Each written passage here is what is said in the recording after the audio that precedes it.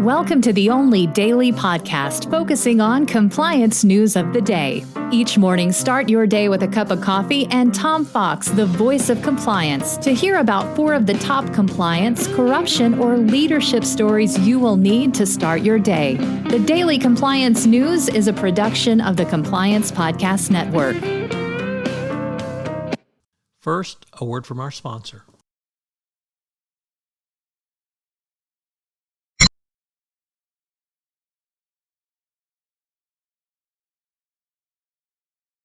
The Daily Compliance News for July 29, 2022, the Dan Snyder Testifies edition. And we begin with that story as the owner of the Washington Commanders, formerly the Washington football team, and before that, the Washington Redskins, has testified before a congressional committee investigating the team's history of workplace misconduct. It began Thursday around 8 a.m. and was still going more than 8 hours later. So, although Snyder had refused to testify, he finally realized he was not going to have much choice. So, it's going to be interesting to see what he had to say. Next up, from the first of 2 stories from Reuters, Ukraine appointed an experienced investigator as the head of its specialized anti-corruption prosecution office Thursday, responding to an EU request as it seeks EU membership. President Zelensky said the new prosecutor general had signed off on the appointment after an investigator was chosen by the special committee. He was appointed after a long selection process following his predecessor's resignation 2 years ago. So hopefully this will move up Ukraine's admission into the EU.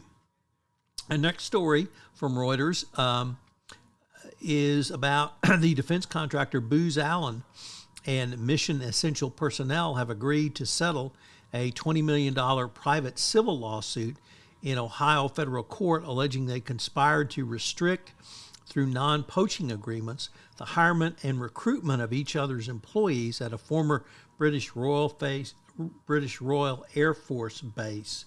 So, although the DOJ has not had a lot of luck in prosecuting these from a criminal basis, it looks like companies are finally wising up to the illegal nature of no-poach agreements, and they're paying big money now to settle them.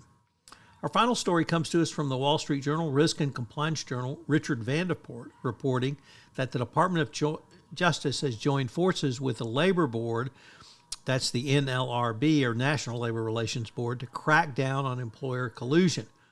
Agreement among agencies joins recent moves by the administration to strengthen workers' bargaining positions.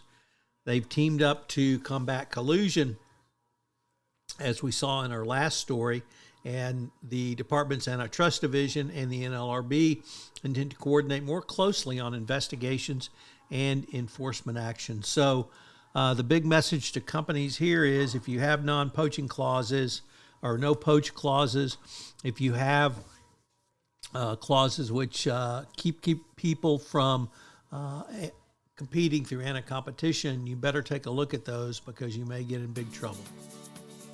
The Daily Compliance News is a production of the Compliance Podcast Network and a proud member of C-Suite Radio. Thanks so much for listening. I hope you'll join me again tomorrow.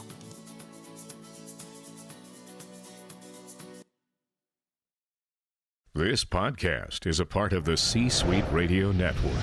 For more top business podcasts, visit c-suiteradio.com.